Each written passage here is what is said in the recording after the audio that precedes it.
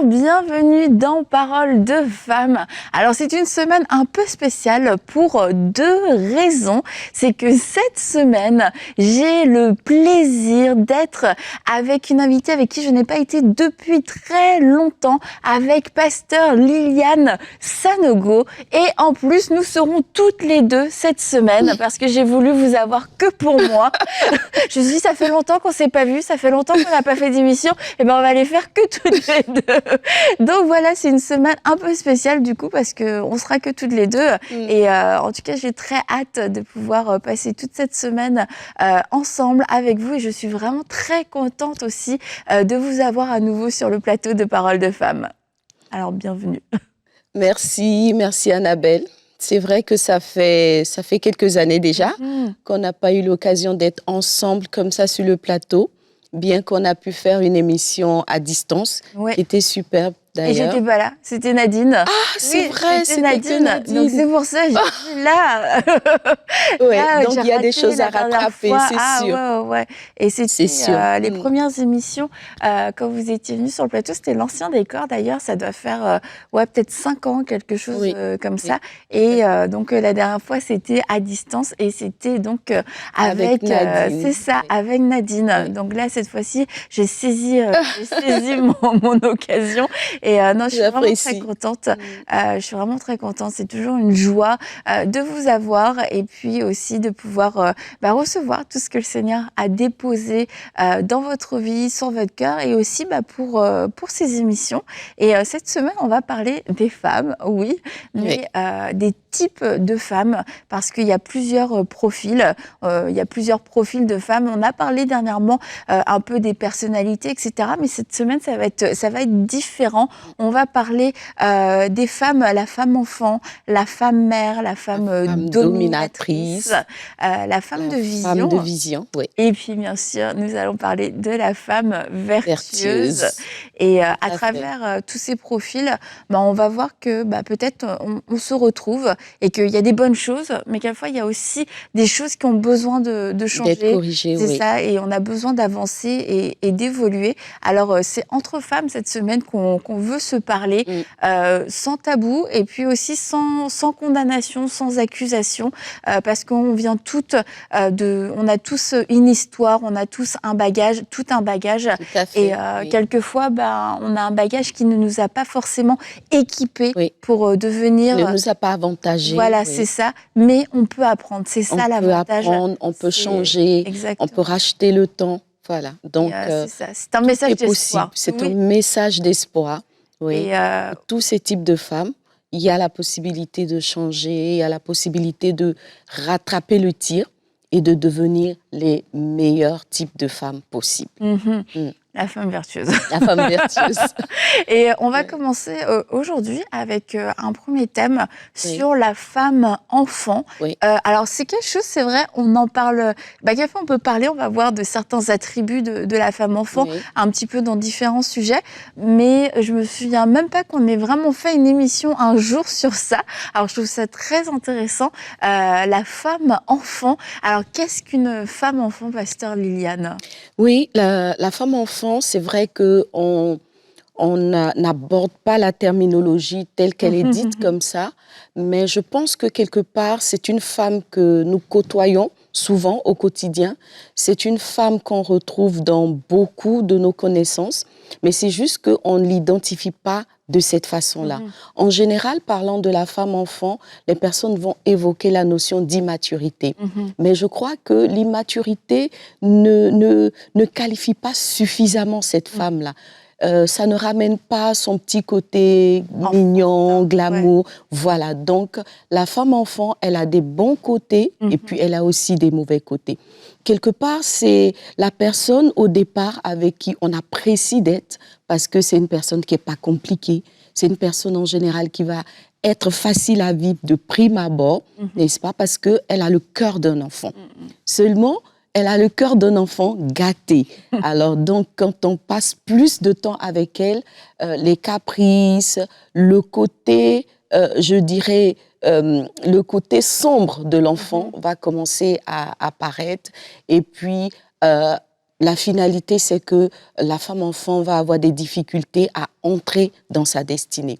Donc, c'est un peu le but de cette émission-là, c'est de relever, n'est-ce pas, tout ce qui va se présenter comme une limitation pour cette femme-là et de pouvoir lui donner des solutions, des pistes de solutions, on va dire ça comme ça, et lui permettre d'entrer pleinement dans sa destinée. Et la femme enfant, c'est, pour pas faire de quiproquo, on ne parle pas de fille-mère. On parle vraiment d'une femme, même qui a 50 ans, Oui. mais qui a cette caractéristique où elle se comporte souvent comme une enfant. Elle a une attitude, des réactions, aussi des objectifs ou des désirs d'enfant. Et du coup, c'est là où, oui, il y a ce petit côté enfantin. Oui, il y a un quiproquo, en fait. Ouais, mais on peut la trouver sympathique, on peut la trouver mignonne, elle est pleine de peps, elle est rigolote, etc. Tout à fait. Mais après, ça va créer comme des situations où la femme va se sentir inadéquate dans son rôle de femme parce qu'on évolue, on grandit, on prend de l'âge. Voilà. Et puis finalement, quand on garde pas juste un cœur d'enfant, mais tout ce côté enfantin, la vie est lourde à porter quelquefois, puis on facilite pas la vie des autres. Alors, en restant dans ce rôle d'enfant, voilà. Ouais, c'est ça, parce que la femme enfant elle-même est mère, elle est épouse et tout ça. Et elle travaille. Quelqu'un dirait elle paye ses impôts. Exactement. Mais bon, le côté enfant reste assez marqué quand même. Et comme tu l'as dit, Annabelle, ça va poser problème dans certaines situations, n'est-ce pas?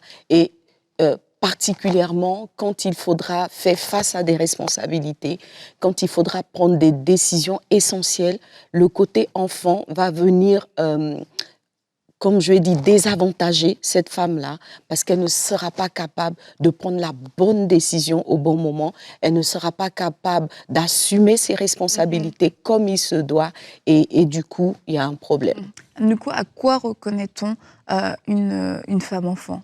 Alors, je vais commencer en lisant ce verset de Hébreux 5.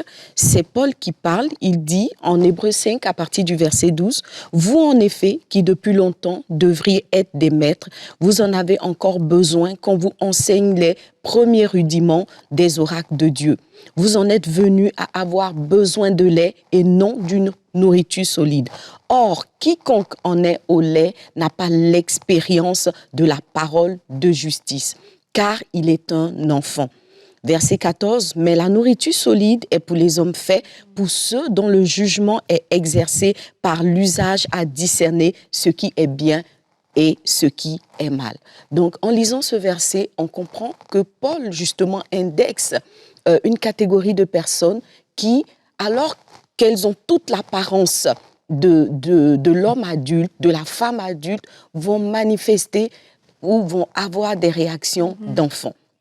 Et il dit, il y a un problème, parce que dans le temps, en fait, ça ne fonctionne pas.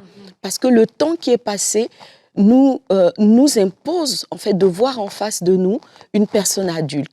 Et puis non, le temps est passé, les années sont passées, la personne a gagné en âge, même son apparence montre que la personne a vieilli, entre guillemets, mais quelque part, la personne garde des comportements, des habitudes d'enfant, comme on l'a dit. Donc, quels sont ces comportements ? Alors, donc, tu l'as si bien dit, Annabelle, la femme enfant, ce n'est pas la femme mère, ce n'est pas non plus un enfant de sexe féminin, mais c'est bien une personne adulte, mais qui, dans son comportement, refuse de grandir. Alors, ça va se manifester par des types de comportements assez spécifiques. Mais avant de les énumérer, j'aimerais encore une fois revenir sur un verset de Paul qui dit en 1 Corinthiens 13, le verset 11, « Lorsque j'étais enfant, je parlais comme un enfant, je pensais comme un enfant, je raisonnais comme un enfant. Lorsque je suis devenu homme, j'ai fait disparaître ce qui est de l'enfant. » En fait, ceci pour dire que devenir adulte implique, c'est vrai d'un côté, la croissance physique, mais il y a une volonté qui doit être manifestée. La volonté de grandir, la volonté d'abandonner ce qui est de l'enfant. Voilà, ça ne se fait pas systématiquement. C'est une décision consciente ou inconsciente qu'on prend. On décide à un moment donné de se comporter comme une personne adulte. Et justement, c'est ce qui n'est pas le cas de de la femme enfant. Donc, quelque part, elle n'a pas pris cette décision-là. Elle reste enfant dans la tête et à aucun moment, comme intérieurement, elle réalise en fait qu'elle a changé de situation. Alors donc, comment est-ce qu'elle va se comporter? Elle a des bons côtés, on l'a dit tout à l'heure. Donc, c'est quelqu'un qui va avoir un cœur d'enfant. Elle est espiègle, elle est spontanée, elle est insouciante. Voilà. Après, insouciante, je ne sais pas si c'est bon ou c'est mauvais. Ça dépend des des fois, moments. Oui, ça dépend des moments. On a besoin de petits moments d'insouciance. Voilà. Donc, c'est quelqu'un qu'on va apprécier parce qu'elle a quand même un côté agréable à vivre et pas difficile à vivre d'un certain point de vue. Et en général, elle va se coiffer comme un enfant. Donc, en général, des couettes, des coiffures qui rappellent quand même l'enfant. Et puis, elle va avoir une voix d'enfant. Donc, si dans votre environnement, vous avez une femme qui parle comme un enfant, il y a beaucoup de chances que ce soit une femme enfant. Alors, elle va aussi avoir ses mauvais côtés, comme refuser d'avoir des contraintes ou des responsabilités. C'est une femme qui manque de conviction profonde. Donc, elle n'est jamais vraiment sûre de ceci ou de cela. Elle change rapidement d'avis, comme un enfant, en fait. Et puis, elle va fonctionner sur ses émotions et ses désirs charnels. Voilà, donc elle est conduite par ses émotions. Ce qu'elle ressent, elle le fait. Donc c'est quelqu'un qui peut facilement passer des rires aux pleurs, des pleurs aux rires, parce que bon, c'est selon l'instant présent qu'elle vit. Et puis, chose que vous avez certainement dû remarquer avec des femmes autour de vous, c'est que c'est une personne qui est fan de dessins animés et de BD. Bon, bien sûr, on aime tous les dessins animés à une certaine dose, mais elle, c'est vraiment à une dose élevée. Elle aime particulièrement les dessins animés. Alors, on va se surprendre à trouver cette femme-là à regarder les dessins animés à longueur de journée avec ses enfants ou lire des bandes dessinées. En fait, il y a une case enfant qu'elle ne quitte pas. Voilà. Et puis, la chose qui est la plus drôle, mais qui pourtant est très fréquente, c'est qu'elle va constamment dormir avec des peluches. Donc, si vous avez une femme autour de vous qui, malgré les années, continue à avoir des peluches, des nombreuses peluches dans son lit, il y a des chances que ce soit une femme enfant. Alors, son comportement est teinté des habitudes, des réactions, je dirais, des enfants. Et une chose qu'on retrouve souvent chez les enfants et qui est très caractéristique justement de la femme enfant, c'est cette capacité, la facilité à bouder. Voyez, un enfant, quand il n'est pas content, il boude tout de suite. Voilà, il ne va pas réfléchir, il ne va pas essayer de se raisonner. Il se dit, son âme, c'est la bouderie. Et il se trouve que c'est l'âme privilégiée, justement, l'âme comment je dirais, l'âme de prédilection, voilà, de la femme enfant. Donc, dans les discussions, quand elle n'a pas ce qu'elle veut, elle va tout de suite basculer dans la bouderie. Quand elle désire une chose qu'on ne lui donne pas tout de suite, elle va se renfermer et commencer à bouder. Donc, c'est une femme qui va agir avec beaucoup de chantage aussi. Elle va essayer d'avoir un chantage émotionnel sur son entourage. Donc, au final, elle peut vraiment être assez embêtante parce que finalement, on se pose la question de savoir, mais on a qui là en face? Un enfant, une femme? Quand on recherche la femme, on ne la trouve pas.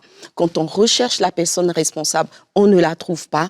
Et en général, elle va refuser de porter toute responsabilité en face de faits avérés, etc. Elle va toujours rejeter la responsabilité sur quelqu'un d'autre. Donc, voici un peu le tableau de la femme enfant avec ses bons et ses mauvais côtés. En général aussi, c'est une femme qui va présenter une certaine fragilité.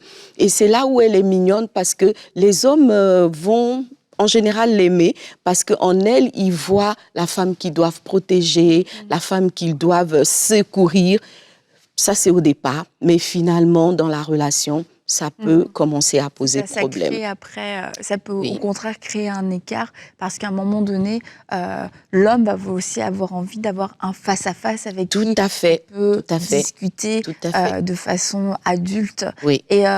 Et quand on entend toutes ces caractéristiques, alors peut-être qu'on pense à certaines personnes, mais je vous invite aussi à sonder votre cœur et puis à demander au Saint-Esprit, est-ce que ça me concerne? Parce que peut-être qu'on ne me rentre pas dans toutes les cases, mais il y a peut-être certains aspects de la femme enfant, certaines caractéristiques qui peuvent me concerner et me dire, mais en fait, ça c'est une attitude d'enfant que j'ai. Et c'est vrai que si je regarde une enfant, une petite fille, ou si je repense à moi étant plus jeune, c'est comme si à ce niveau-là, j'avais pas réussi à évoluer. Et quelquefois, c'est là où on se dit non, moi je suis pas une femme enfant parce que on a quand même grandi dans d'autres domaines. Mais ça se peut que j'ai la même façon de résoudre les conflits avec mon mari ou avec mes collègues et tout ça que j'avais de résoudre mes conflits avec mes frères et sœurs. Et qui à 15 ans. C'est ça. Mais c'était à 10 ans, enfantin. On avait besoin d'avoir un père et une mère qui viennent trancher. Et c'était celui qui crie le plus fort. Et au niveau des conflits, peut-être que je suis restée enfant. Parce qu'on entend, non, moi, je dors pas avec des peluches, donc ça me concerne pas. Mais il n'y a pas que, y a pas que ça, en fait. C'est pas des conditions cumulatives. Je pense que une personne va cocher 2, 3 de ces cases-là, mais c'est déjà suffisant. C'est déjà suffisant pour pouvoir faire le diagnostic de la femme enfant. Alors, dans la Bible, on retrouve 2 femmes particulièrement qui ont été des femmes enfants. C'est vrai que en lisant la Bible, on ne clique pas tout de suite dessus, on ne va pas tout de suite voir, mais en vrai, ces 2 femmes-là, dans toute leur attitude, ont été des femmes enfants. Et ce sont donc Rachel et Léa. Ah, est-ce que vous avez trouvé? Est-ce que vous saviez que c'était Rachel et Léa? Voilà, donc c'est Rachel et Léa, les épouses de Jacob, 2 sœurs, mais qui ont été vraiment des femmes-enfants. Elles ont transformé leur foyer, leur vie de couple, leur vie de mère en un terrain de jeu, en fait, finalement. Oui, je pense que beaucoup de femmes n'ont pas fait attention, beaucoup même lisent la Bible sans réaliser que c'est juste pas normal, le comportement de Rachel et Léa. C'est juste pas conventionnel. Elles ont des attitudes qui ne sont pas les attitudes de femmes matures. Alors, on va aller dans la parole de Dieu avec Genèse 30. C'est un long texte, je vais essayer de le lire rapidement. Et puis on verra où on s'arrête. Il est dit, lorsque Rachel vit qu'elle ne donnait point d'enfant à Jacob, elle porta envie à sa sœur et elle dit à Jacob, donne-moi des enfants ou je meurs. La colère de Jacob s'enflamma contre Rachel et il dit, suis-je à la place de Dieu qui t'empêche d'être féconde? Donc c'est une colère normale parce qu'il ne comprend pas. Il se dit avec sa femme, ils vont parler d'adulte en adulte, de la situation de stérilité, par exemple, de Rachel. Mais non, elle voit ça comme non, donne-moi un enfant, comme un enfant dirait, donne-moi un jouet, en fait. Donc Jacob, il ne comprend pas parce qu'il se dit, mais on pourrait avoir un niveau de discussion plus élevé. On pourrait parler de la chose de façon plus profonde. Mais elle ramène ça vraiment à la dimension d'un jouet qu'on donne à un enfant, etc.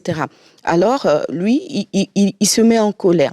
Et elle dit, alors tout de suite, elle lui dit, voici ma servante Bila, va vers elle, qu'elle enfante sur mes genoux et que par elle, j'ai aussi des fils. Je pense que souvent, on ne fait pas attention à cette réaction parce qu'on se dit, c'était une coutume dans leur région de donner sa servante à l'époque à son mari. Mais là où on voit que quelque part la réaction de Rachel n'est pas normale, c'est que sa propre sœur était déjà épouse de Jacob. Elle était aussi épouse de Jacob, j'allais dire, et elle avait déjà des enfants. Voilà, donc je veux dire, pour des sœurs, c'est le même sang. Voilà, donc on est mariés au même homme. Si j'arrive pas à avoir d'enfant, que ma sœur a un enfant, je pense qu'une réflexion mature aurait dit, c'est bon, ce sont nos enfants. D'ailleurs, même quand on n'est pas marié au même homme, 2 sœurs peuvent estimer que l'enfant de l'une, est aussi l'enfant de l'autre. Mais Rachel n'a pas vu les choses comme ça. Tout de suite, elle est entrée en compétition avec sa sœur. Et ça, c'est aussi une caractéristique de la femme enfant. Parce que l'enfant, il rentre facilement en compétition avec ses frères et sœurs. Qu'est-ce que tu as que je n'ai pas? Il faut que je lutte pour l'avoir. Il faut que je te démontre aussi que je suis capable. Il faut que, voilà. Donc, il y a une compétition naturelle qui existe entre les enfants et c'est ce que Rachel a transposé dans son foyer. Elle est entrée tout de suite en compétition avec sa sœur. Donc, elle lui donne sa servante elle donne sa servante à son mari pour avoir des enfants. Et tout de suite, Léa, à notre grande surprise, au lieu d'avoir cette position de maturité et peut-être de conseiller sa sœur pour lui dire non, tu fais mal, chose incroyable, elle entre dans le jeu. Alors, on est en plein jeu d'enfant. Tu fais, je fais. Tu te comportes comme si je peux te montrer que je suis pire que toi. Voilà. Donc, tout de suite, elles ont transformé le foyer en un terrain de ping-pong, on va dire. Voilà, j'envoie la balle, tu la renvoies, j'envoie la balle. Et ça a été que ça dans ce foyer-là. Voilà. Donc, Léa donne sa servante aussi. Après, Rachel redonne sa servante. Après, encore, je donne, ainsi de suite. Jusqu'à ce que, finalement, un jour, il y a ce fait-là qui m'a beaucoup marqué dans leur histoire. Mais je veux revenir sur un point, par exemple, c'est qu'une fois, Rachel, elle donne sa servante à son mari. Elle a un enfant. Je vais lire cette partie-là. Il est dit... je retrouve le texte rapidement. En fait, dans le texte, elle dit je viens d'avoir une bénédiction. Elle dit j'ai divinement lutté contre ma sœur. Voilà, c'est au verset 8. Rachel dit j'ai lutté divinement contre ma sœur et j'ai vaincu. En fait, pour comprendre, il faut essayer d'imaginer le tableau. Deux sœurs qui se battent dans un foyer. Et elle estime que elle est en train de faire l'œuvre de Dieu. C'est juste incroyable. Elle ne réalise pas que non, là, elles sont en pleine bataille, elles ont des attitudes qui ne sont pas selon la pensée de Dieu, la pensée divine. Non, pour elle, je suis un instrument de Dieu. Voilà. Et Dieu m'a fait gagner. Dieu m'a fait gagner. Dans cette cour de récréation un peu. Voilà, donc ce sont des comportements qu'on retrouve des fois dans des relations entre femmes. Elles vont se mettre dans des compétitions injustifiées. Elles vont se mener une guerre qui n'a aucun sens. Et puis, au milieu de tout ça, chacune va essayer de célébrer une victoire qui n'a pas lieu d'être célébrée. Et pire, souvent quand les personnes sont chrétiennes, elles vont avoir le sentiment que Dieu les soutient dans cette attitude-là, que Dieu les accompagne. Alors que manifestement, non. Puisque Dieu ne se comporte pas comme ça. Dieu ne fonctionne pas selon la chair. Dieu ne plébiscite pas les attitudes charnelles. Voilà.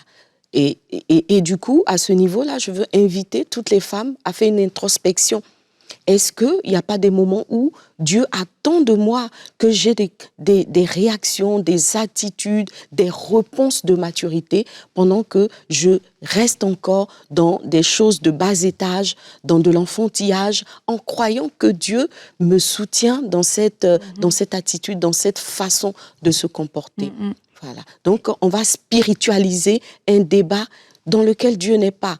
Dieu aurait souhaité autre chose pour ces deux sœurs. Il aurait souhaité de l'amitié, il aurait souhaité de la complicité, il aurait souhaité qu'elles se soutiennent l'une l'autre. Et ça a été totalement le contraire. Alors, on retrouve ça des fois dans les églises, dans des groupes de femmes. Voilà, les femmes, elles vont se mener des combats, elles vont avoir des attitudes qui ne sont en rien des attitudes de maturité spirituelle. Et pour terminer aussi, c'est que oui, il y a des attitudes charnelles et qui ont quand même des graves conséquences. Tout à fait. Mais il y a aussi des conséquences qui peuvent être spirituelles parce qu'on se dit, bon, bah, si c'est juste ça, c'est comme on peut le tolérer. Mais il y a quand même aussi vraiment un vrai enjeu spirituel au fait d'avoir cet esprit enfantin et qui donne de la légèreté et aussi qui, quelquefois, nous entraîne à mépriser certaines réalités spirituelles. Tout à fait. Donc, il y a beaucoup de conséquences de la femme enfant dans la discussion. Je pense que c'est ressorti. Cette capacité-là à avoir une approche infantile de la vie. Donc, elles vont tout ramener à un jeu d'enfant, alors que la vie n'est pas un jeu d'enfant. Voilà, la vie a des réalités, il y a des challenges, il y a des combats, les vrais combats de la vie à mener. Donc, c'est pas un jeu. Du coup, il faut grandir et ramener le débat à son bon niveau. Ensuite, comme tu l'as dit, Annabelle, il va y avoir des enjeux spirituels. Et c'est là où la parole de Dieu est vraiment intéressante parce que dans la vie de Rachel, on a vu ça. Et je m'en vais lire Genèse 31. Genèse 31 du verset 29 au verset 34, je lis le texte. Donc, ma main est assez forte pour vous faire du mal. Donc là, c'est Laban, le père de Rachel et Léa qui parle. Mais le Dieu de votre père m'a dit hier, garde-toi de parler à Jacob, ni en bien, ni en mal. Maintenant, tu es parti, alors il s'adresse à Jacob, parce que tu languissais après la maison de ton père. Pourquoi as-tu dérobé mes dieux? Donc, je pense que tout le monde retrouve le contexte de ce texte-là. C'est que Jacob avait décidé de quitter son beau-père enfin, n'est-ce pas, et de partir avec ses femmes pour avoir cette liberté-là, d'avoir sa famille à lui. Il est parti et à sa grande surprise, il était poursuivi par son beau-père.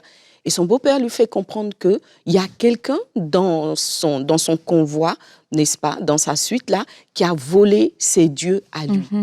Donc, il se met à chercher et le texte nous montre que le beau-père a fouillé les tentes des unes et des autres. Et Jacob, étant mécontent de ce que son beau-père le poursuivait ainsi à la recherche de Dieu qui, à sa connaissance, n'était pas du tout dans ses bagages à lui, il se disait non, personne n'a pu prendre ces dieux-là parce que chacun sait que c'est pas rien. Les dieux, ce sont des entités spirituelles de quelqu'un. Donc il s'est dit, personne va oser prendre les dieux de Laban pour me suivre, moi qui suis le vrai Dieu, moi qui marche avec l'Éternel. Donc il était presque convaincu que personne dans sa suite n'avait posé cet acte-là. Mais c'était sans compter avec l'esprit d'irresponsabilité de Rachel. Alors, il est dit, donc Jacob prend la parole et il dit « Que périsse celui auprès duquel tu trouveras tes dieux. » Que périsse celui auprès duquel tu trouveras tes dieux. Et le texte continue en disant que Jacob ne savait pas que Rachel les avait dérobés. Jacob ne savait pas. Donc, il a prononcé une malédiction à l'encontre de la personne qui aurait pris ces dieux-là. Et malheureusement, il se trouve que c'était sa femme qui avait pris ces dieux.